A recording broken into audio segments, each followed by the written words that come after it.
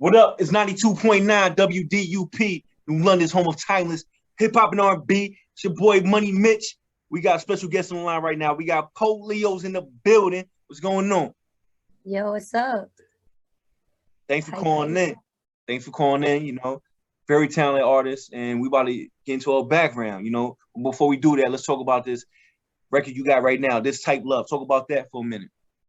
This Type Love is my new record. Just came out. It's a dancehall R&B song featuring Rambo K. You already know. Go check it out on all platforms right now. Period. Yeah. Words, like she's straight to the point with it. Let's talk about your background though. Give everybody your bio real quick. Brief. For sure. Well, I'm Poe Leos. I'm 21 years old. Originally from Mexico, but I was raised outside Chicago. I started making music when I was 15. So I produce, songwrite, I engineer, I sing, I rap a little bit. I think I can rap. Yeah. Are we gonna freestyle at the end of this joint? Are we gonna put it on the blast right now? No, I'm messing with it. Go ahead. Yeah, that's it, man. I sing, I make music, and all my friends make music. We're trying to come up. Yeah. So talk about, you went from Mexico to Chicago.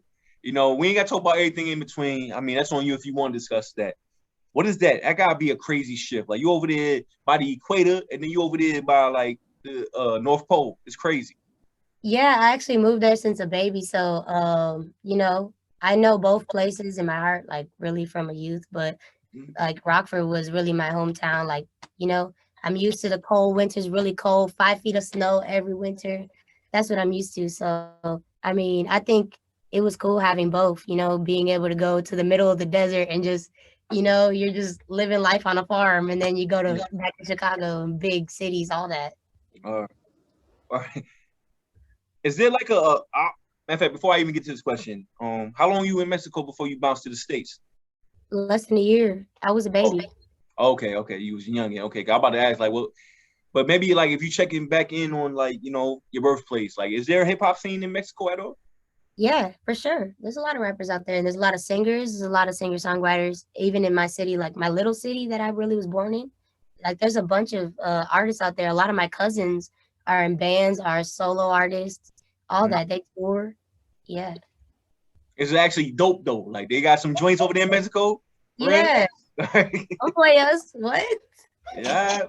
Now, I'm ignorant to it. So, this guy asking the question people want to hear, you know what I mean? But yo, let's talk about some of your influences coming up, Oh, well, it's hard to explain that because my life was it was yin until it was yang. Like I literally didn't listen to music in English or was allowed to until I was like 15. So before that, it was pretty much all music in Spanish, rancheras, reggaeton, bachata, all that stuff. I grew up on salsa, merengue. I grew up on all of that. So that's really my influence and passion in the way I write. I think it comes from Spanish music because of that. But when I started listening to music in English, I was very young. So also at the same time, I caught Alicia Keys, Pussycat Dolls, and all that stuff. Like that's what I caught when I was first watching MTV. Like they would pass all the videos in the morning. Like that's what I caught. So I really wanted to be just like Alicia Keys. Like since a child, like Beyonce was everything to me, still is to this day. But all that. So how big was the challenge? Like, all right, so you couldn't listen to American music until you was 15. Like how much of a culture shock was it for you? You know what I'm saying? I don't know. I felt like I missed out on a lot, and it made me actually, when I first listened to music in English, it made me go back. Before I started listening to music that was out now, I like basically studied like the 90s, and all that in the 80s. Like I went backward, and then I just started going forward from there, and like my playlist started getting newer and newer till nowadays I listen to new shit. So I mean new stuff, but that's how really I started backwards. It was weird, but it worked. Yeah, I gotta be crazy, word. But like who put you on to like? You got like an influence that kind of put you on the game. It's like, yo, if you want to do this, you gotta go back to the 90s. You gotta go back to the older versions of music. You know what I'm saying? Because you late to the game. You know what I mean? Because you couldn't listen to American music till you was 15. And like you're only 21, so it's only a handful of years that you actually got to, do your knowledge on that. Yeah, actually, I had the best teacher in the world. It was this big country man from the South. And like this man had like everybody, Jodeci, and like all the old groups that you could think of, he was putting me on to them. And like all the girl groups, he knew all the words to Keisha Cole songs. Yeah. And he was making me singing like them with him in the car. Mind you, this is my manager now, and he's like my dad. He took me in at a young age because like, you know, like I was going through some problems and I was gonna be, you know, out of a house. Like really, like my mom had to downsize to a 1-bedroom apartment. This man took me in and put me on. Like really, I know a lot of music because of him. Like he put me on to everything. The aux cord was never in my hands. Never. Word. Nah, that's actually dope. Like, you know what I mean? I think that's actually, you know, something that can actually help your career. You feel me? But, you know, let's talk about your Chi-Town influence. You know, like, were you tempted to actually do a video like Chief Keef with like 100 dudes with no shirts on, with a whole bunch of Uzis and Tech Nines and all that? Do a whole trap video or something like that, or you know what I mean? Like, what's your Chi-Town influence? Isn't everyone tempted to do that? Like, I want to do that. Like, all right. Yeah, why not? Because I'm a singer. But what I'm getting at though is like, yo, like talk about your Chi-Town influence though. Well, what I'm saying, man, is I didn't really listen to music like in English until I was a little bit older. And at that point, we had moved out of, you know, that area, and we moved to Salt Lake City, Utah. So really, I was in a city with no hip hop background. Yeah. So it was almost like I was like a fish out of water again. Like, you know what I mean? Like, it was really bad trying to find my musical experience and all that stuff in a city like that, because it was almost a city like, you know, it's like, it still feels like people are like a little behind, you know, but I feel like nowadays they're catching up. But when I was growing up there, like at 15, 16, 17 in school, I felt like I really had to find my own way. And I had to find my way from people that I knew from back home, or from Country Chris, the one from the South. He was really like, you know, helping me like get an outlet to better music at least. Yeah. Do you think like one of your best traits are ability to adapt? Because you was born in Mexico, but you was a baby then. You was in Cali, you was in Chi-Town, and then you was in Mormon land, Utah. You know what I'm saying? Like it's like vastly different, you know? Like, how's it, you know what I mean, your nature to actually adapt from all of that? My mom, like I grew up in a house with just like one stable parent, you know, like I had a stepdad growing up, but my mom was really adaptable to change. Like, you know, she had 3 different degrees in 3 different like totally different lanes of school. Like she was a lawyer, a teacher, and a psychologist. And like, you know, she just pretty much like hustled her whole life. She moved to the United States with nobody else's help. Like she was one of her 11 brothers and sisters who was actually in the US. And so we were already in a whole new country with no other people that we were related to really hold us down. So like she always had like 3 jobs. Like, you know, she always like made us feel like the struggles that we thought were kind of struggles were like nothing, and they were really normal for us to go through. And like she made that stuff easier. So I feel like moving to a new city, it was weird. Like at first in Utah, I had moved there and like we had to share a 1 bed, like all 5 of us, me and my 3 sisters and my mom. So we'd be in like a king size bed every night, and I have to go to school in the morning, like, you know, regular life. But like she made that stuff feel like it wasn't, nothing's permanent. Like there's always going to be something better. Yeah. So yeah, that always helped. Does Utah actually have a hip hop scene? Because like on the outside looking in, it just feel like it's like Mormon heaven out there. Like, you know what I'm saying? Like, you know, talk about like your experience in Utah on the music scene. I don't want to disrespect, but there is a music scene. There is. I'm gonna say that off tops. There is. Yeah. But there's very few people in the scene, and I feel like people don't really follow through a lot in that city. They kind of give up. You know, it's a giver up city. I feel like because no one has actually made it a spotlight on there. So, you know, which I want to help with. But yeah, I feel like growing up there, like every time I was sing, there was always somebody to try to rap battle me. Like that's how weird it was. Like I'm a singer, you're trying to rap battle me? Like, wait, what? I don't even rap. And like that's how the scene was so small, they had to rap battle singers type thing, you know? And like, like type thing. So I'm like, there was like 3 different people in the whole state that rapped, and like I knew all of them, and I had made songs with them, and like their studios would be in boilers, like in the boiler room, the room where the boiler is. Like we'd be recording in the basement, like going crazy and release it, and people would like it because the scene's like this big, so it's an open market. Yeah. And that's really how I came up, is because all these young kids were waiting for somebody who was, not like, well, somebody who looked like them to come out. That's what they were waiting for. Somebody like them to come out with music, and that was young and that was different and dressed different than everybody else. So, I came out with my own look, and I came out, I'm Mexican, and there's so many Mexicans in the city who support me. Like, they were just waiting on me to show up. I feel like, it took its own path by itself, naturally. Yeah. Let's talk about the NAACP nomination award you got, Now, it's time to kind of pound your chest a little bit. Talk that talk, talk about that.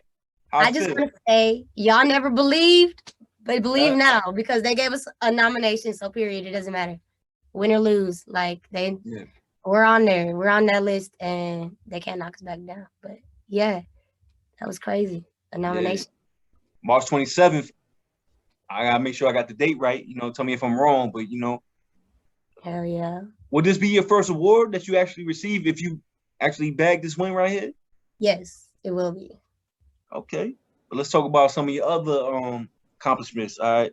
You was on the Insecure soundtrack, or Insecure, talk about your relationship with Insecure HBO.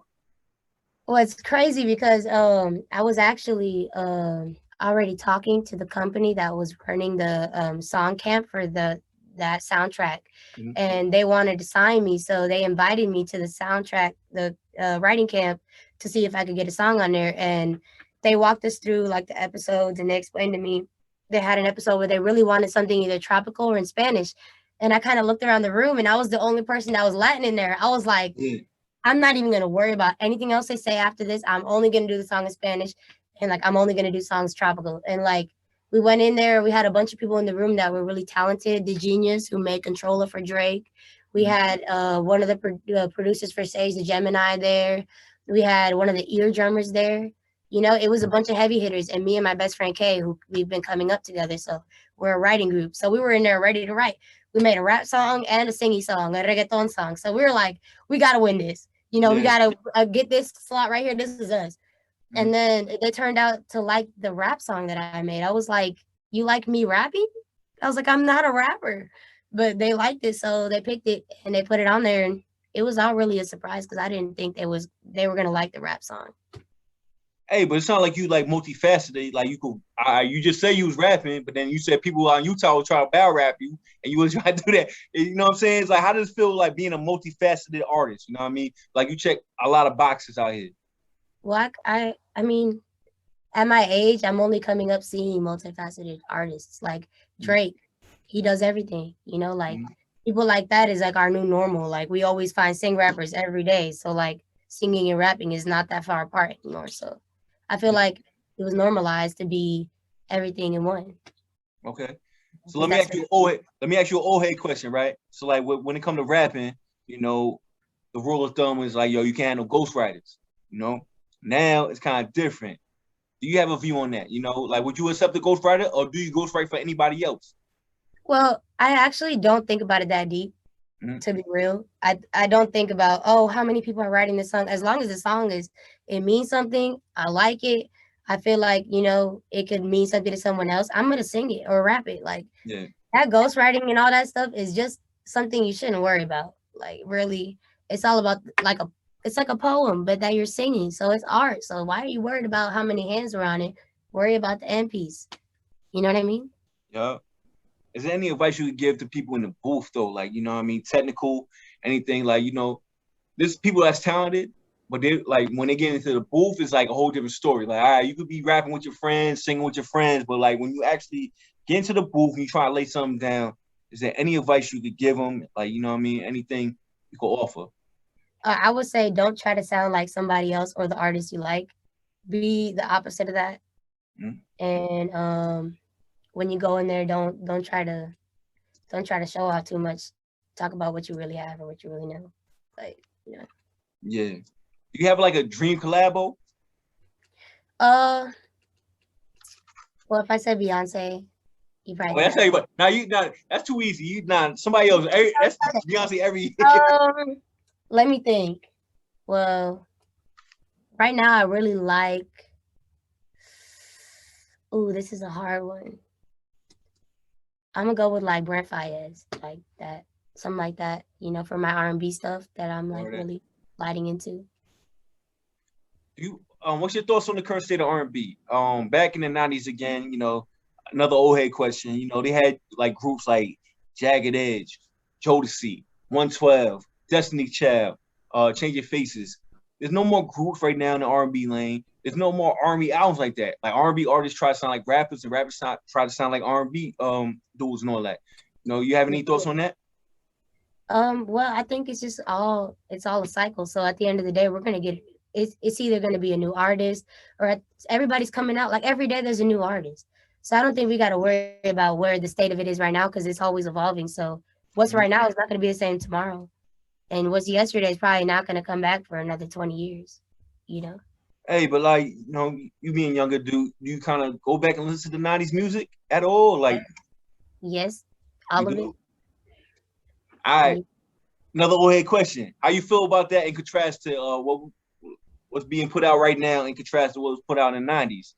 Do you feel like, all right, now I'm rocking with this current era? Or it's like, yo, 90s was like, yo, it was different. You know what I mean? And please don't lie. You know what I mean? Even though we're an old head station, but you know what I mean? Feel free to be frank and all that. Look, I learned a lot from the old style of R&B or the older than I am style. Yeah. But I definitely think that the new style is also in its own right. It has a quality. So I think, maybe just because one of them is a little more relatable or one of them is a little more, let's say, harder to sing or anything like that, I think they're both equally as qualified to be on the radio and be blasting in my ears. So I like both. All right, cool. So, yo, again, thank you for calling in. We about to get into your new record. I want you to introduce it. We about to line it up right now. Talk to the people. We live on the radio. She's very talented. Get into it. Let's go.